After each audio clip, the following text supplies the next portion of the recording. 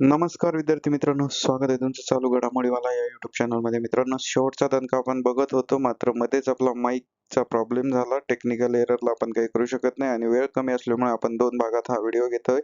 तर हा आहे दुसरा भाग आणि आपण 19 पर्यंत पहिल्या भागात बघितलेला आहे. आधीचे व्हिडिओ जर तुम्ही बघितले नसेल तर 10 ते 11 व्हिडिओ आपल्या चॅनलवर आहेत, ते बघून घ्या. पुढचा प्रश्न क्रमांक 20. सर्वोच्च न्यायालयात नियुक्त झालेल्या पहिल्या महिला न्यायाधीश कोण? आणि या प्रश्नाचं उत्तर आहे फातिमा बीबी. तर लीला शेठ ह्या उच्च न्यायालयाच्या मुख्य न्यायाधीश आहे पहिल्या. इंदू मल्होत्रा ह्या वकिलातून थेट न्यायाधीश झालेल्या आहे पहिल्या. तर रंजना देसाई या माजी न्यायाधीश आहेत. 21वा प्रश्न. प्लेंटिफ या मराठी शब्दाचा अर्थ. याचा अर्थ होतो वादी. तर साक्षीदार म्हणजे विटनेस, न्यायाधीश म्हणजे जज आणि फिर्यादी म्हणजे तक्रारदार. केसाने गळा कापणे या वाक्प्रचाराचा अर्थ काय आहे? तर याचा अर्थ आहे विश्वासघात करणे. खून करणे म्हणजे प्रत्यक्ष जीवित हिरावून घेणे. फसवणूक हा एक वेगळा वाक्प्रचार आहे. सिमिलर किंवा समान जरी असला तरी फसवणूक करणे आणि विश्वासघात करणे वेगवेगळं आहे. तर दुर्लक्ष म्हणजे कानाडोळा करणे. 23 डिसेंबर 2018 भारत ऑस्ट्रेलिया पहिल्या सामन्यात सामनावीर कोण ठरला? आता हे त्यावेळीचे चालू घडामोडीचे प्रश्न आहेत. तर त्या आता जुने प्रश्न एवढे विचारणार नाही. आताच्या काळातले प्रश्न विचारतील, त्यामुळे चालू घडामोडीचे व्हिडिओ तुम्ही बघत राहा. आपल्या चॅनलवर आपण दररोज सकाळी ते घेत असतो.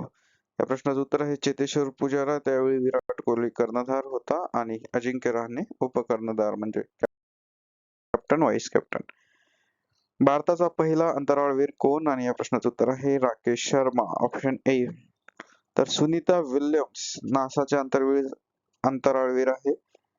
कल्पना चावला पहिली भारतीय महिला अंतराळवीर आहे. त्यांचा अंतराळातच मृत्यू झाला. प्रश्न क्रमांक 25. लोकहितवादी म्हणून कोणास ओळखले जाते? आणि या प्रश्नाचं उत्तर आहे गोपाळ हरी देशमुख. तर गोपाळ कृष्ण गोखले यांना गांधीजींचे गुरु म्हणून ओळखलं जातं. महादेव रानडे यांना न्यायमूर्ती म्हणून ओळखलं जातं. तर चिपळूणकर यांना निबंधकार म्हणून ओळखलं जातं. राष्ट्रसंत म्हणून कोणास ओळखले जाते? तर राष्ट्रसंत तुकडोजी महाराज यांना ओळखलं जातं. संत ज्ञानेश्वरांना माऊली म्हणून ओळखतात. तर संत तुकारामांना जगद्गुरू म्हणून ओळखतात. नामदेवांना भक्त कवी किंवा भक्त शिरोमणी म्हणून ओळखतात. प्रश्न क्रमांक 27. संत गाडगे महाराजांचे किंवा संत गाडगे बाबांचे जन्मस्थान कोणते? तर हे आहे शेंडगाव, जिल्हा अमरावती.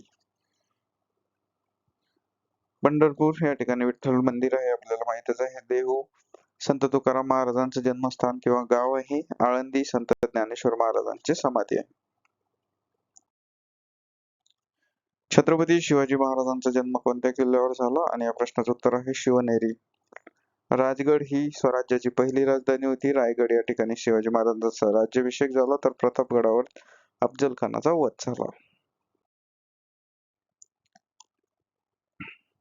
मध्यरात्रीचा सूर्य कोणत्या देशाला म्हणतात? आणि या प्रश्नाचं उत्तर आहे नॉर्वे, ऑप्शन सी. स्वीडन या ठिकाणाहून नोबेल पुरस्कार दिले जातात. जगातला सर्वात प्रतिष्ठित पुरस्कार. फिनलँड या ठिकाणी हजारो सरोवरे आहे. सरोवरे आणि तलाव याच्यामध्ये फरक आहे. तलाव हे मानवनिर्मित असतात, तर सरोवरे हे निसर्गनिर्मित असतात. डेन्मार्क दुग्ध व्यवसाय या ठिकाणी मोठ्या प्रमाणात चालतो. आणि गणिताचा एक प्रश्न आला होता ह्या पेपरमध्ये 16 डिसेंबर 2018च्या मुंबई उच्च न्यायालयाच्या शिपाई भरतीमध्ये 10,000च्या किमतीवर 25% सूट दिल्यास विक्री किंमत किती? तर या प्रश्नाचं उत्तर आहे 7,500.